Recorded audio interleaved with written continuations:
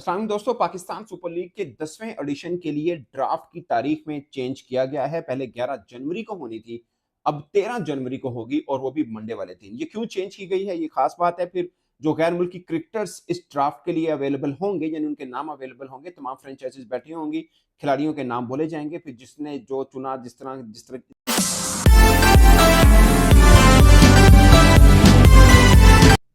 असल दोस्तों, Pakistan super league के 10वें एडिशन के लिए ड्राफ्ट की तारीख में चेंज किया गया है। पहले 11 जनवरी को होनी थी, अब 13 जनवरी को होगी और वो भी मंडे वाले दिन। ये क्यों चेंज की गई है, ये खास बात है। फिर जो गैर मुल्की क्रिकेटर्स इस ड्राफ्ट के लिए अवेलेबल होंगे, यानी उनके नाम अवेलेबल होंगे, तमाम फ्रेंचाइजीज बैठी होंगी, खिलाड़ियों के नाम बोले जाएंगे, फिर जिसने जो चुना, जिसकी बारी आई। ऑप्शन तो नहीं होती जैसे आईपीएल के अंदर होती है, बट यहाँ पर ड्राफ्टिंग होती है। जिसकी पिक होगी टर्न बाय टर्न, वो पिक करेगा। पहली पिक लाहौर की ऑफ कोर्स, और वो मुझे लगता है कि वार्नर को लेंगे। मगर जितने गैर मुल्की खिलाड़ी, उनकी कैटेगरी भी आ चुकी है कि प्लेटिनम में कौन होगा, डायमंड में कौन, गोल्ड में कौन, ये सब कैटेगरी भी सामने आ चुकी है। वो भी मैं आपको बताता हूँ क्या है गैर मुल्की खिलाड़ी। मैंने पहले भी ब्लॉग में बताया कि कौन कौन से हैं। इस बार मैं फिर रिवाइज कर दूंगा और साथ में आपको जो रिटेन किए हुए हैं फ्रेंचाइजीज ने खिलाड़ी, वो भी मैं आपको बता दूंगा। मगर सबसे खास बात कि जो पाकिस्तान सुपर लीग का 10वां एडिशन है, वो 8 अप्रैल से 19 मई तक जारी रहेगा। 8 अप्रैल से 19 मई तक जारी रहेगा, लगभग सवा माह की पाकिस्तान सुपर लीग होगी। और इससे पहले ड्राफ्टिंग आपको पता है ग्वादर में होनी, बट पाकिस्तान क्रिकेट बोर्ड ये कह रहा है कि जो ट्रॉफी होगी पीएसएल की, उसका जब टूर लगेगा तो वो ग्वादर से होगी, बट ड्राफ्टिंग नहीं हो रही। उसका मसला वजह है लॉजिस्टिक प्रॉब्लम्स के, ब्रॉडकास्टर्स सामान लेके वहां जाए, वहां लेके आए, यहाँ लेके आए, थोड़ा फाइनेंशियल इशूज और लॉजिस्टिक इशूज, जिसकी वजह से नहीं हो पा रही। बट सबसे बड़ा सवाल कि 11 जनवरी वीकेंड के ऊपर ये होनी थी, अब ये 13 जनवरी एक जिसको बोलते हैं वर्किंग डे, बल्कि first working day of the week, like Monday वाले दिन क्यों हो रही है। इसमें जो पाकिस्तान क्रिकेट बोर्ड सोर्सेज, मतलब पाकिस्तान क्रिकेट बोर्ड जो बता रहा है, वो ये है कि शायद फोरकास्ट है, वेदर मीन के बारिश हो सकती है, इस वजह से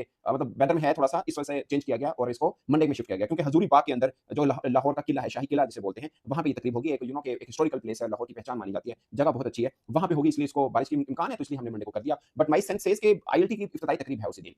तो आईएलटी के अंदर अपने लाइक जो की लीग है, उसमें एक अच्छी लीग है, इसमें कोई शक नहीं है। बट पॉइंट इज देखते कौन है, पाकिस्तानी देखते हैं, इंडियन देखते हैं। पाकिस्तानी इसलिए भी देखते हैं कि बहुत से पाकिस्तानी लाइक फखर जमान है उसमें खेलना, आईएलटी के अंदर थर्ड एडिशन है उसका, तो पाकिस्तानी भी देखते हैं, इंडियन भी देखते हैं। फिर उनका पहला दिन है, ओपनिंग सेरेमनी है, इसमें अगर ड्राफ्टिंग होगी तो काफी व्यूअरशिप उधर को निकल जाएगी। टाइमिंग में थोड़ा सा डिफरेंस है, इसमें कोई शक नहीं है। बट पूरा दिन ड्राफ्टिंग देखने के बाद आईएलटी की तकरीब की तरफ भी जाएगा, तो एक थोड़ा सा है। मुझे लगता है कि शायद उनकी रिक्वेस्ट के ऊपर पाकिस्तान क्रिकेट बोर्ड ने पीएसएल की ड्राफ्टिंग की डेट चेंज की है। ये मेरा ख्याल है, मतलब इसमें तरदीद भी हो सकती है जो भी है, बट मेरा ख्याल है यही होगा। क्योंकि अदरवाइज कोई रीजन नहीं बनती है कि आप पीएसएल की ड्राफ्टिंग की डेट चेंज करें, क्योंकि वीकेंड कोई भी नहीं छोड़ता। वीकेंड में जो व्यूअरशिप आनी है वो वर्किंग डे पे नहीं आनी है, तो ये एक चीज होती है। अदरवाइज जुमे को भी, मतलब खैर वो तो पीसीबी की अपनी मर्जी है कि क्या किया हुआ। बट पॉइंट इज कि पाकिस्तान सुपर लीग में जो खैर मुल्की क्रिकेटर्स हैं, जिसमें मार्क चैपमैन है, डेरल मिशेल है, एडन मिलने है, टिम सऊदी है, क्रिस लीन है, उस्मान ख्वाजा, मुस्तफिजुर रहमान, शाकिबुल हसन और भी डेव वार्नर, शॉन एबट, ये सब वो खिलाड़ी हैं जो इनकी मुख्तलिफ, मैं सब खिलाड़ी के नाम बताऊंगा, बट इनकी मुख्तलिफ कैटेगरीज बनाई गई हैं। प्लाटिनम में जो सबसे हैवी कैटेगरी है, उसके अंदर 40 गैर मुल्की खिलाड़ी हैं। अब पीएसएल का सबको काफी लोगों को पता होगा, जिसमें अगर प्लाटिनम कैटेगरी में सिलेक्ट नहीं होते तो फिर आप ऑटोमेटिकली डायमंड में चले जाते हैं, जो कि उससे थोड़ी सी लो कैटेगरी है, उसमें 40-50 हज़ार डॉलर का फर्क होता है। तो कुछ खिलाड़ी होते हैं, वो कहते हैं नहीं हम अगर खेलेंगे तो प्लाटिनम में ही खेलेंगे, अगर अगर वहां से हमें नहीं चुना गया तो हम नीचे चले जाएंगे।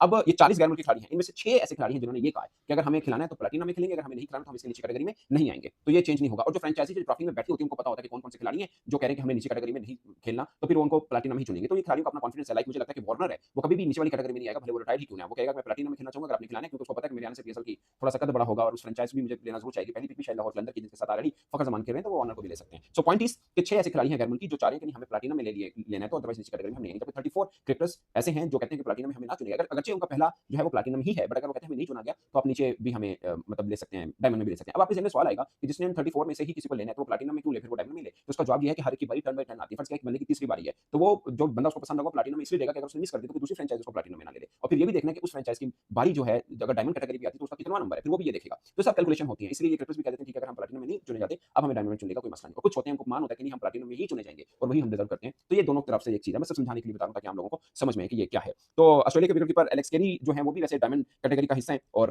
मतलब जो प्लाटिनम से नीचे वाली कैटेगरी डायमंड